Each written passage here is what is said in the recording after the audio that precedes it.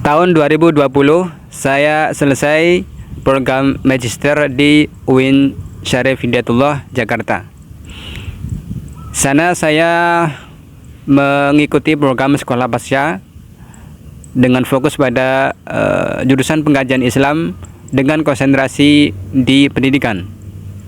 Di situ saya menyelesaikan satu tesis yang berjudul Religiositas, Refleksi, dan Subjektivitas Keagamaan.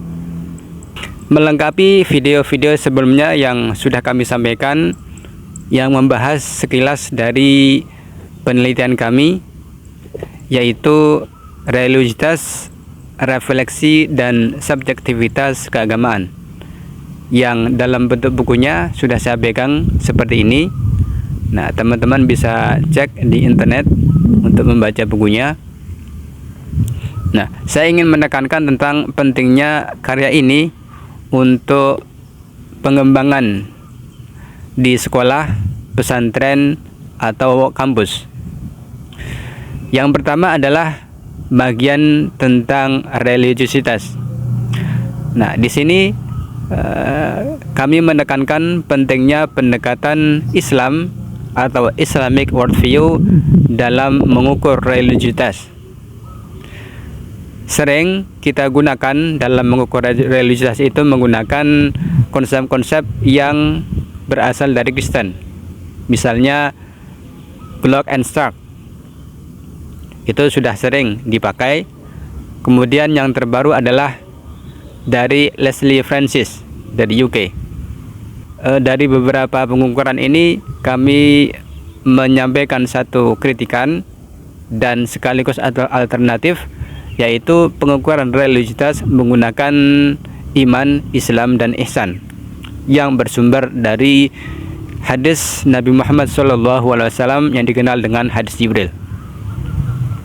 Nah, kemudian juga adanya polarisasi antara religiositas dan spiritualitas.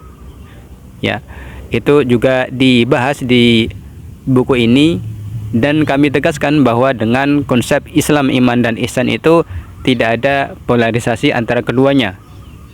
Iman, Islam, dan ihsan itu merupakan satu kesatuan yang di dalamnya sudah termasuk religiositas dan spiritualitas. Nah, kemudian yang kedua, bagian kedua dari buku ini adalah tentang refleksi. Ya, ketika kita mengukur dari religiositas seseorang, kadang kita melakukan melalui perhitungan kuantitatif dengan beberapa opsi-opsi, ya, beberapa opsi-opsi. Nah, kadang pengukuran itu hanya sebatas eksternalnya saja, belum sampai ke internalnya, yang tetap juga bisa kita lakukan dengan penghitungan atau pengukuran yang bersifat kuantitatif. Nah, di buku ini melalui pengukuran kuantitatif pertanyaan, nah, kami dalami sejauh mana refleksi dari dalam hal ini adalah mahasiswa tentang keberagamaan mereka. Misalnya sejauh mana refleksi mereka terhadap ibadah sholat, puasa, Al-Quran, dan lain sebagainya.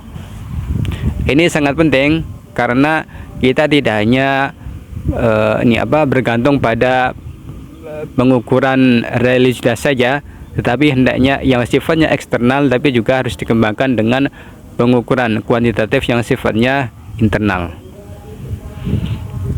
Nah, kemudian tentang subjektivitas keagamaan.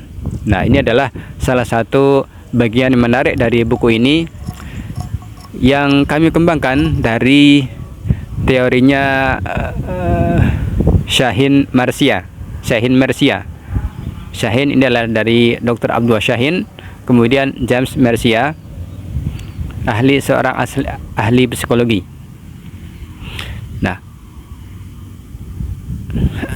berdasarkan teori dari James Marsia, Dr. Abdul Shahin ini menggunakan tipologi subjektivitas untuk diterapkan dalam subjektivitas keagamaan.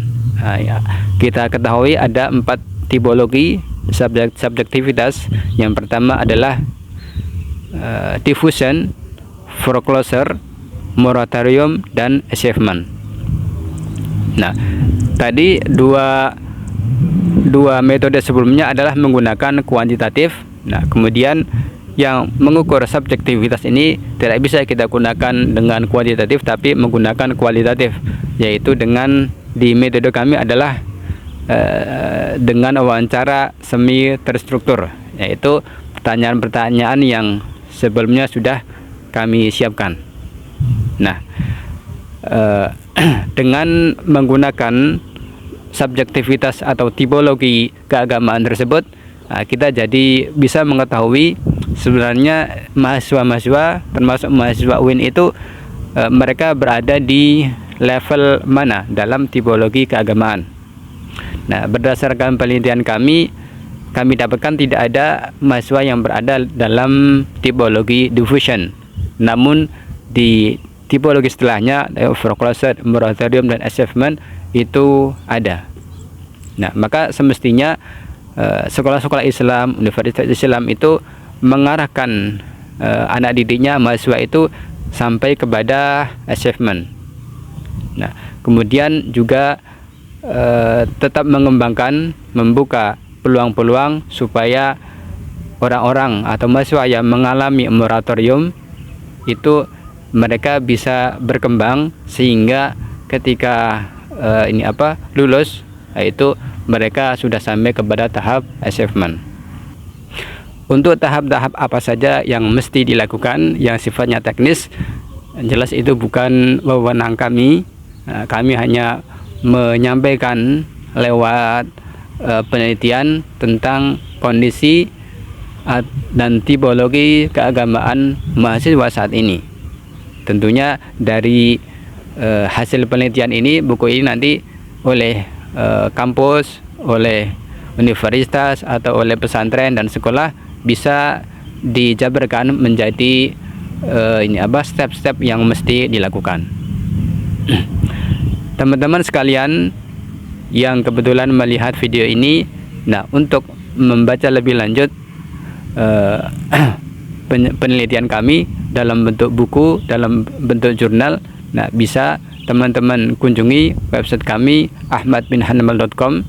Kemudian juga untuk memiliki bukunya ini bisa teman-teman kunjungi di website kami ahmadbinhanbal.com/shop. Sekian sedikit uraian dari kami. Mohon maaf kalau ada salah kata, ada penyampaian yang kurang, kami mohon maaf. Kita tutup dengan hamdalah dan kafaratul majelis. Alhamdulillahirabbil alamin. Subhanakallahumma wa bihamdika asyhadu an la ilaha illa anta astaghfiruka wa atubu ilaik. Wassalamualaikum warahmatullahi wabarakatuh.